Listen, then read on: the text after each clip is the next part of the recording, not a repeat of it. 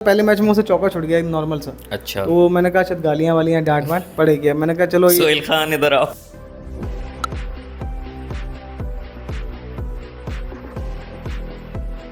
बाबर आजम से मैं अंडर 15 से अंडर 19 उनके साथ ही हूँ। अच्छा। जो मैं आपको बता रहा हूँ कि लोग उससे मवाजना करते हैं, लेकिन उससे मवाजना मैंने बताया कि साल ज़ाया होने की वजह से काफ़ी कोई मवाजना बनता नहीं किसी सूरत भी। उस मैच में जितनी गालियाँ मैंने खाई मैंने आज तक कभी सुनी भी नहीं है। मैं जब ग्राउंड में दाखिल हो रहा था, ग्राउंड से उनका फाइनल लेग का बंदा, सॉरी थर्ड मैन का बंदा गालियाँ देने शुरू, पिच पे छोड़ा उसने मुझे। पिच से गालियाँ। संदीप शर्मा जो उनका आजकल फास्ट बॉलर चल रहा है, वो राजस्थान रॉयल्स का।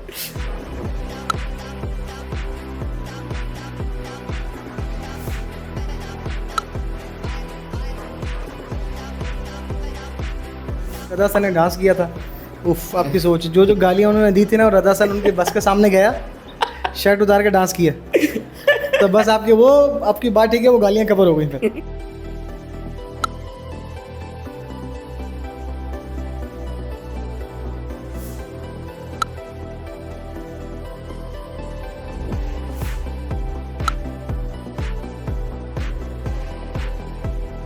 सिक्स पैक का कोई शौक भी नहीं है, क्योंकि ज़रूरत नहीं पड़ती उसकी। नहीं, हम कराची वालों के बनते भी नहीं। 119 रन चाहिए T20 मैच में। आप ओपनर हैं। अनरिलेटेड है। Hello and welcome to another very special episode of beyond the sports. भाई PSL स्टार्ट हो चुका है, सीटियां बज रही हैं, स्टेज सज चुका है।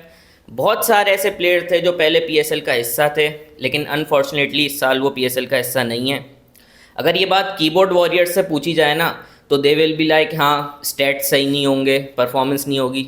नोबडी नोज़ के इस लेवल तक पहुंचने के लिए कितनी मेहनत, हिम्मत, जुर्रत और कितना खून पसीना एक करना पड़ता है। हमारे साथ जो प्लेयर इस वक्त मौजूद है, उसने ग्राउंड लेवल से लेकर इंटरनेशनल लेवल तक हर चीज़ देखी हुई है और हर चीज़ को अपने बलबूते पे उबूर करते हुए वो इस लेवल तक पहुंचा है। अल्हम्दुलिल्लाह। ये प्लेयर ऐसे हैं जो कि जिनको मैं कहूँगा कि पाकिस्तान बैटिंग का future, a very talented, a very promising player. और without any further adieu, let's meet Ehsan Ali. अस्सलाम वालेकुम एहसान भाई। अस्सलाम सर, कैसे हैं आप? तबीयत कैसी है आपकी? अल्लाह का शुक्र। क्या चल रहा है आजकल? सर आजकल इंजरी से रिकवरी की है अल्हम्दुलिल्लाह। अभी लेफ्ट नी की इंजरी हुई 3 जगह से, ACL MCL PCL सर्जरी करवाई है अच्छा। उसकी। तो जिस वजह से क्रिकेट से 1.5-2 साल से बिल्कुल दूर हूँ, और जिस वजह से आप लोग मुझे PSL में भी देख नहीं पा रहे। अच्छा, ये वजह है। जी, ऑफ कोर्स मुझे लग रहा था कोई ना कोई तो वजह है, वरना आप जैसा प्लेयर किस तरह से बाहर नहीं देखे बैठ ना, क्योंकि सकता है? 2022 में परफॉर्मेंस अच्छी हुई, 450 हुए थे। उसके बाद फिर 2023 में इंजरी हुई है PSL के दौरान ही, तो इस वजह से PSL से बाहर है। इंशाल्लाह जब कमबैक होगा तो इंशाल्लाह जल्दी होने वाला है। एहसान भाई, आपको एक बात बताऊं इंटरेस्टिंग। आपका जो PSL का स्ट्राइक रेट है ना, वो करंटली पाकिस्तान टीम के मोस्ट ऑफ द प्लेयर्स से जो है ना वो बेहतर है। मैं किसी का नाम नहीं लूँगा क्योंकि मुझे अभी भी लगता है कि आपका कमबैक होगा, तो मैं कोई कंट्रोवर्सी क्रिएट नहीं करूँगा। लेकिन ये बात मैं आपको बता दूँ जो मैंने बताई है, मैं रिसर्च कर नहीं बिल्कुल सर, बिल्कुल हो सकता है। मैंने खुद कभी गौर नहीं किया, हो सकता है, इसमें कोई बड़ी बात नहीं है। और मेरी कोशिश यही होगी कि अब दोबारा जब कमबैक हो तो और बेहतर, और से बेहतर है। क्योंकि आजकल जो हम डिमांड कर रहे हैं क्रिकेट में, जो सब डिमांड करते हैं, वो अच्छे से अच्छा स्ट्राइक रेट जो पाकिस्तान को जितवाए। मेरा ये मानना है कि अगर हम 220 चेस कर रहे हैं तो मेरा स्ट्राइक रेट ऐसा होना चाहिए कि मैं जितवा सकूँ। अच्छा, मैं जो है ना, मैंने आपको ग्राउंड में ना लाइव खेलते हुए देखा है। और मैं क्रिकेट देखता नहीं हूँ, मैं घोल के पीता हूँ। क्या तभी जो है बात ना है। मैं इधर बैठा हूँ। तो वो जो यकीन करें कि वो जो बल्ले के बीच की जो आवाज़ होती है ना, और ख़ास तौर पे आपका वो शॉट जो आप हल्का सा ऑफ साइड पे जाके ना उसको ऑन साइड पे ड्राइव करते हैं, मतलब मैं लाइव देखा एंड आई वाज लाइक कि यार अपने दोस्त से कि ये बंदा क्यों नहीं खेल रहा है भाई पाकिस्तान के लिए। तो मुझे काफ़ी जो है ना वो प्रॉमिसिंग लगा। और एक बड़े मशहूर प्लेयर हैं AB डिविलियर्स, उनका कहना ये था कि जो टेक्निकली करेक्ट बैट्समैन है ना, वो हर फॉर्मेट खेल सकता है, और जो सिर्फ स्लॉगर है ना, वो आपको जो है ना वनडेयर्स या T20s में नजर आएगा। सिंपल है, सही सही कह रहे हैं बिल्कुल। क्योंकि AB डिविलियर्स ने बात की तो बहुत बड़े प्लेयर हैं सर। उन जैसा प्लेयर क्रिकेट में ना कभी आएगा और ना आने की उम्मीद है किसी को अभी तक। और अगर उन्होंने ये बात की है तो परफेक्ट बात की है, क्योंकि उनकी क्रिकेट का एक्सपीरियंस बहुत ज़्यादा है।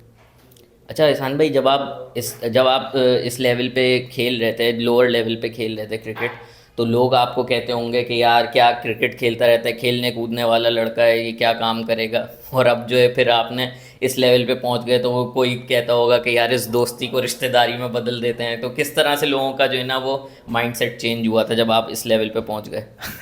सर ये आपकी बात ठीक कह रहे हैं, बिल्कुल ऐसा ही है। जब शुरुआत में ना मैं बात की थी पहले भी एक जगह पे कि बीच में बहुत ज़्यादा टाइम ज़ाया किया क्रिकेट में, मेरी 5-6 साल ज़ाया क्रिकेट में किए गए। तो उस टाइम पे काफ़ी लोग आके सुनाते थे क्रिकेट का सामान जला दो, क्रिकेट छोड़ दो।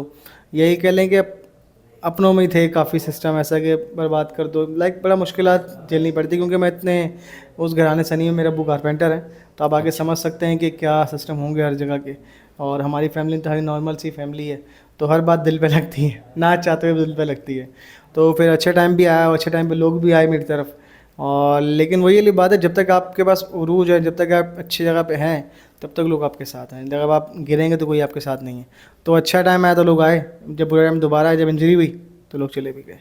अच्छा, क्योंकि आप जो है ना एक पूरे प्रोसेस से गुजरे हैं ना, बिल्कुल कोई सही। बगैर किसी सिफारिश के ग्राउंड लेवल से अल्हम्दुलिल्लाह, इंटरनेशनल बिल्कुल क्रिकेट ठीक से, कह रहे हैं। तो आप बेस्ट पर्सन हैं जिससे ये पूछा जा सकता है कि भाई क्या क्या मुश्किलात सामना करना पड़ता है एक प्लेयर को, जो कि एक बच्चा बड़ा हो रहा है, अंडर 15 का है वो, तो उससे फिर क्या क्या चीज़ों से वो गुजरता है।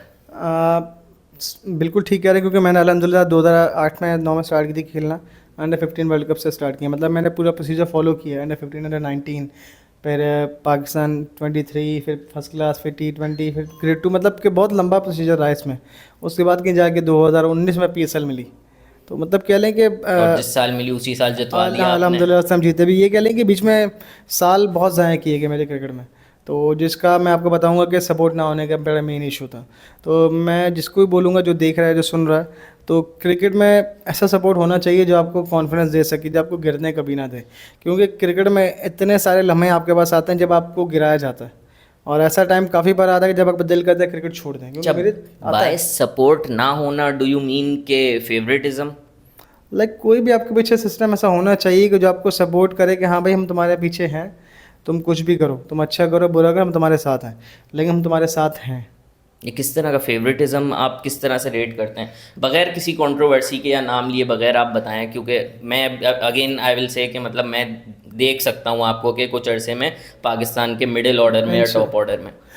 बिल्कुल ऐसे ही, लाइक मैं सिंपल ये बात करूँगा कि जो सपोर्ट दिया जाता है प्लेयर्स को, जो कि उसको पूरा चांस दिया जाता है प्रॉपर, भले वो कुछ करे ना करे, तुम नॉर्मल स्कोर भी कर ले, उसकी हाइप इतनी बना दी जाए, तो ये होता है सपोर्ट। तो मैं सबका चाहूँगा कि सबके साथ ऐसा बराबर का बर्ताव होना चाहिए कि जो उससे दूसरा अच्छा परफॉर्म कर रहा है उसको भी सेम इज़्ज़त मिलनी चाहिए।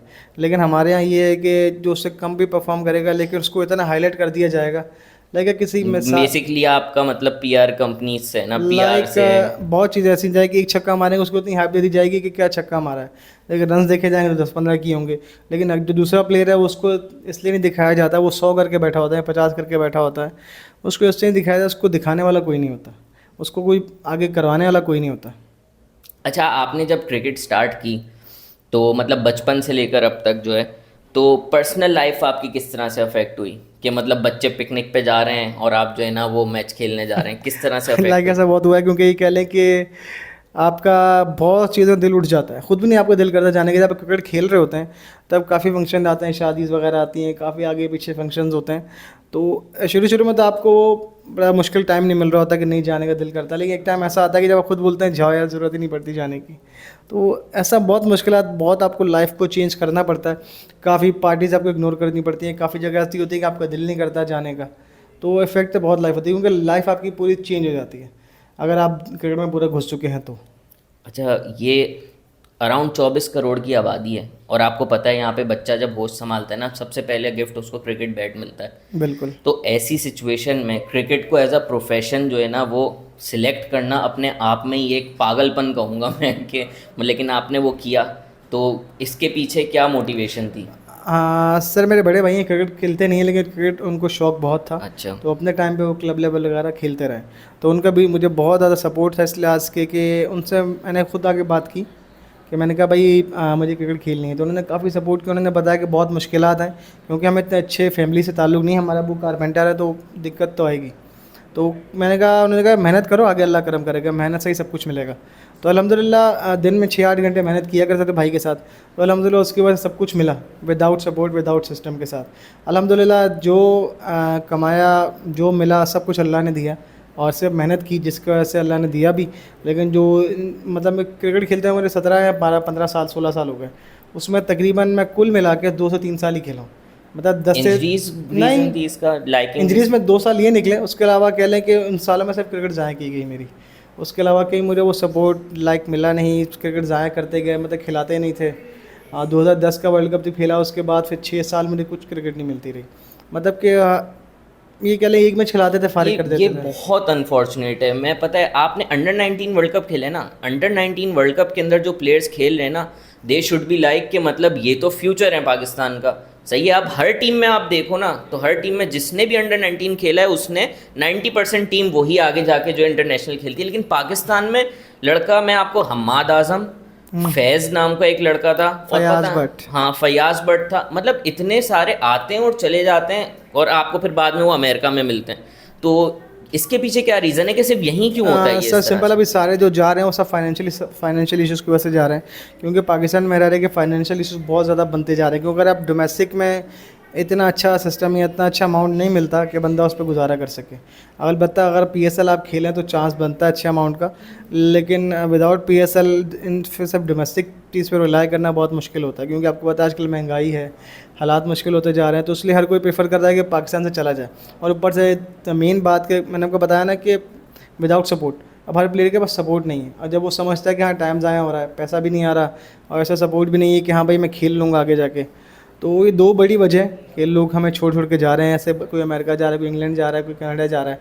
तो मेरे भी काफ़ी दोस्त हैं और गए भी हैं, लेकिन मुझे भी ऑफर्स थी 2019-20 में अमेरिका की, लेकिन मैंने पाकिस्तान को प्रेफर इससे दिया क्योंकि मेहनत मैंने इसी चीज़ के लिए की है। क्या बात है। लेकिन थोड़ा डिसाइड 2020 के बाद हुआ था कि बिना बात के आप बाहर कर दिए जाओ, लेकिन फिर भी इंशाल्लाह कहीं ना कहीं उम्मीद है कि मैं अभी भी नहीं जाऊँगा, कि इंशाल्लाह उम्मीद यही कि वापसी जब कमबैक ज़रूर होगा।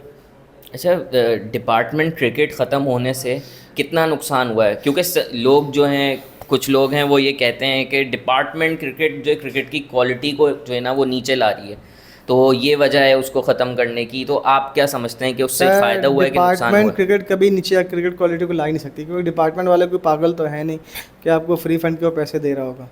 क्योंकि अगर आपको तनख्वाह दे रहा था आप अच्छे तो भी तो दे रहा है, और कोई डिपार्टमेंट कोई फजूल प्लेयर का भी पिक नहीं करता। रीजन्स में ऐसा हो सकता है, रीजन में कोई भी अपना सिस्टम करके आ सकता है, लेकिन डिपार्टमेंट पूरे साल 2 साल का कॉन्ट्रैक्ट होता है। तो कोई भी इतना डिपार्टमेंट वाला कोई पागल नहीं है कि वो बिना अच्छे प्लेयर को सपोर्ट करे या उसको सैलरी दे 1 साल की पूरी। तो ये भी सोचना चाहिए कि डिपार्टमेंट कभी नॉर्मल या फारिग प्लेयर ऑफ कोर्स इंसान का पेट भरा हुआ होगा तभी तो वो अपने जो है शौक की तरफ प्रॉपर ध्यान बिल्कुल। देगा।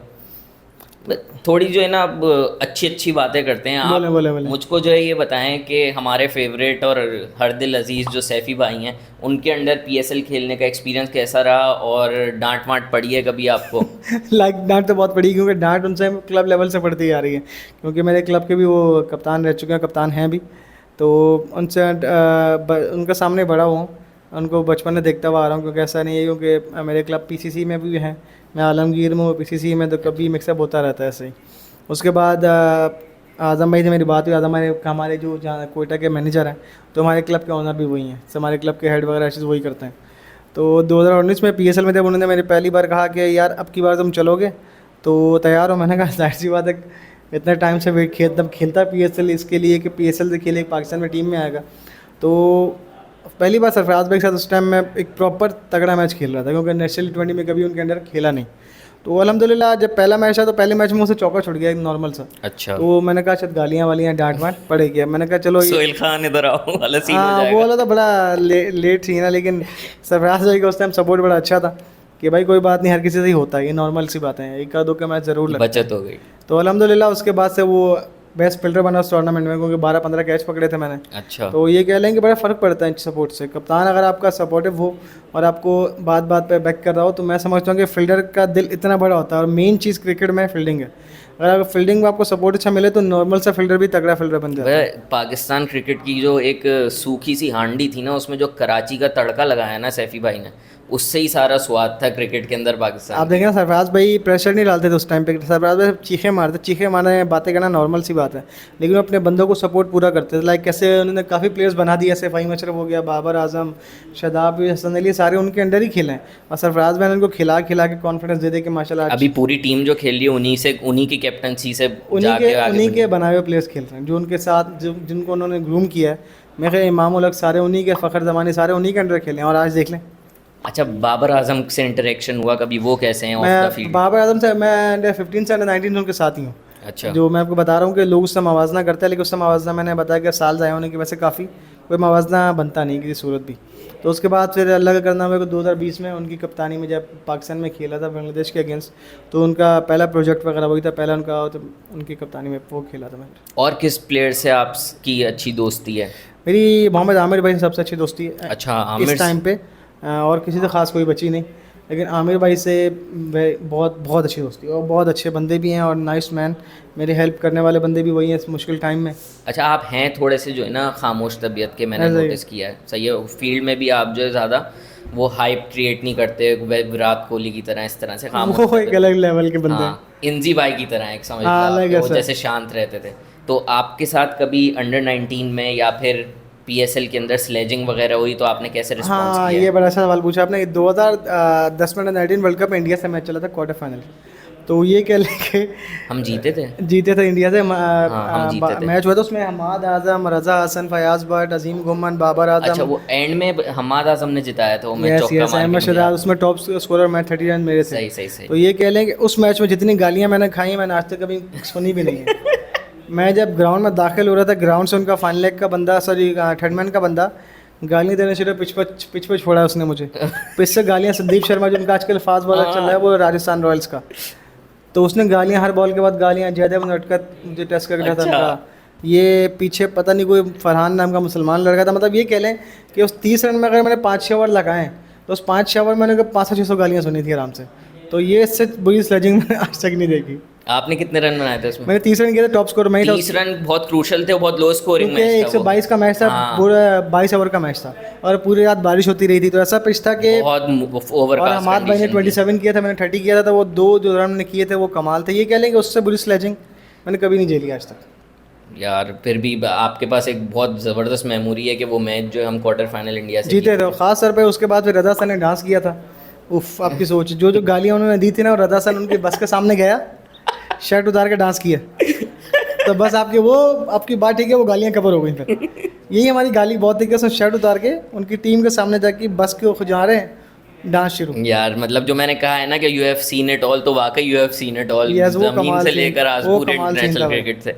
अच्छा, आपको खेलने में जो है क्या, यानी कि कौन सा टफेस्ट बॉलर लगता है? मतलब मुश्किल आपको क्या होती है, स्पिन और या फिर आपका वो पेस, या फिर बाबा आसिफ की तरह की? मैं कोई बोलूँगा swing जो मैंने वगैरह? अपनी लाइफ का सबसे मुश्किल बॉलर आज तक खेले मोहम्मद आसिफ। मैंने मैच में कभी नहीं खेल पाया उनको, क्योंकि मेरे क्रिकेट में वजूद Nets में में। आने तक वो रिटायर हो चुके थे। नेट्स मैं में नेटमैन में खेला। तब तक तो उनका बिल्कुल ही नहीं, 2010 की बात कर रहा हूँ, अच्छा। 2010 में जब वो होने वाले थे, वो सही। जब अंडर 19 वर्ल्ड कप में हम खेलने जा रहे थे, वो लोग ऑस्ट्रेलिया जा रहे थे, तो मैंने 5-6 दिन को खेला सर। मैं बोलूँगा बेस्ट एवर बॉलर, और लोगों से सुना भी है, लाइक, क्योंकि मेरे सामने की बात है कि केविन पीटरसन बैटिंग कर रहे थे इंग्लैंड में, तो उन्होंने मेरे सामने बैठ के बोला कि ये इनको मैं यूँ करूँगा, यूँ आउट कर दूँगा।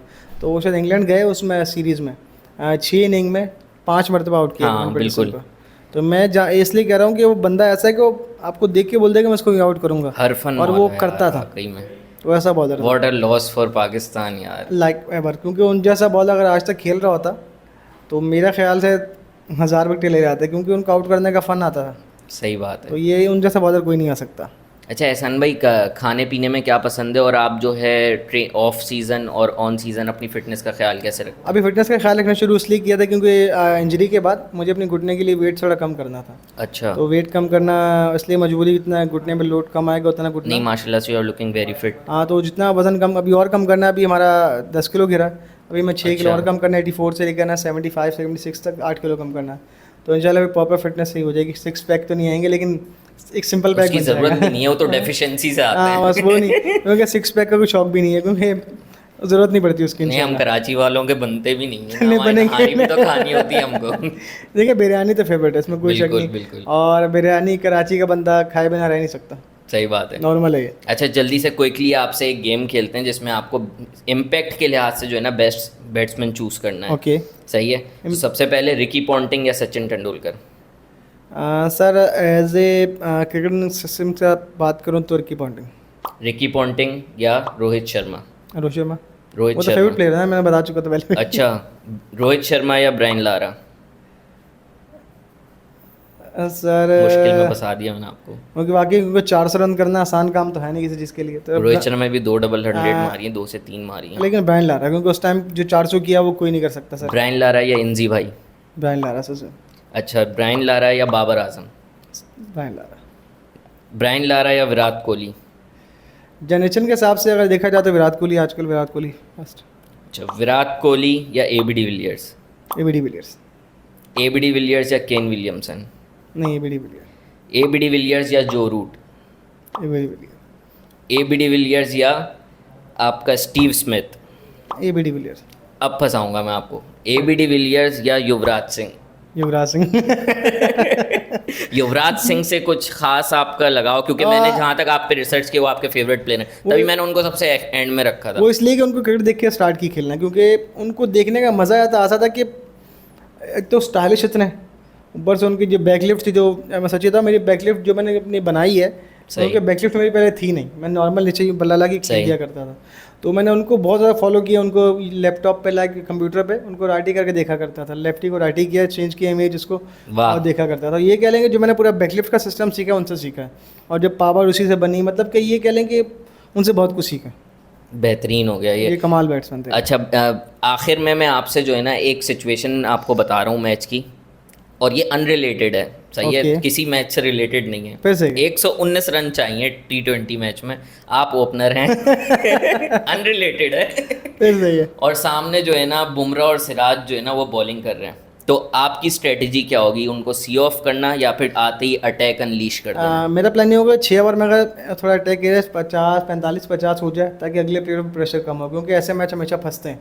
क्योंकि हमारे कराची में से काफ़ी मैचेस वगैरह भी होते हैं, PSL में भी काफ़ी ऐसे मैचेस मैंने खेले भी हैं और देखे भी हैं कि 120, 130, तो जितना टारगेट कम होगा उतना प्रेशर ज़्यादा बनता है, जितना टारगेट बड़ा होगा उतना चेस करने में आसानी होती है। लेकिन टारगेट कम होता है उसमें लोगों का माइंड चेंज होता है कि यार आराम से खेलेंगे, 6 रन का तो एवरेज है, और वो करते करते डॉट करते करते एकदम ऐसी बॉल पड़ती है आपका बंदा आउट हो जाता है। तो बेहतर है कि ऐसे मैच में 6 में थोड़ा सर्कल अच्छा लूटा जाए, तो ही मैच बनता है। एहसान भाई बहुत बहुत शुक्रिया। Thank you sir. और it's been a great honour के बियॉन्ड द स्पोर्ट्स पे आज जो है पहली दफ़ा कोई इंटरनेशनल क्रिकेटर बैठा हुआ है। क्या बात है। तो आपसे जो है गपशप लगती रहेगी और मुलाकात होती रहेगी फ्यूचर में भी। एंड मैं पर्सनली, आप इस वजह से नहीं कि आप सामने बैठे हैं, मैंने आपको खेलते हुए देखा है, और जो खटैक आवाज़ आती है ना, वो जो मिड ऑन के अंदर बीच में से बॉल जाती है, वो मैंने सुनी है आपका पूरा प्रॉपर, मैंने जो है ना वो रिसर्च किया है, तो आई एम वेरी श्योर कि आपका कमबैक जल्द होगा। इंशाल्लाह ज़रूर होगा सर, दुआ कीजिएगा इंशाल्लाह। थैंक यू सो मच, बहुत शुक्रिया भाई। एहसान भाई हमारे साथ मौजूद थे, और क्या प्लेयर हैं ये, आपने अगर इनको देखा हो PSL के अंदर, पहली PSL खेली, चैम्पियन बन गया कोयटा, उसके बाद से थोड़े इंजरीज इशू, कुछ दूसरे इशूज़ की वजह से उनका टीम में कमबैक अब तक नहीं हो पाया, लेकिन ये है कि वी आर वेरी होपफुल के जल्द आप इनको इंटरनेशनल क्रिकेट के अंदर देखेंगे। जल्द मिलते हैं एक नए मेहमान, एक नए टैलेंट के साथ। अपना बहुत ख्याल रखिएगा। अल्लाह हाफिज़।